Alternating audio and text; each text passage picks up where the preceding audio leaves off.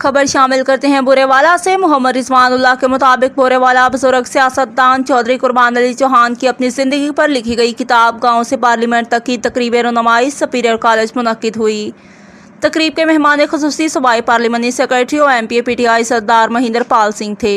तकरीब रुनुमाई के शुरा से खिताब करते हुए सरदार महेंद्र पाल सिंह का कहना था कि चौधरी कुर्बान चौहान ने अपनी किताब में अपनी आप जिंदगी का सफ़र नहायत ही खूबसूरत अल्फाज में कलम बंद किया है और अपनी ज़िंदगी के नशीब अफराज और अपना माजी और हाल खुलकर बयान किया है।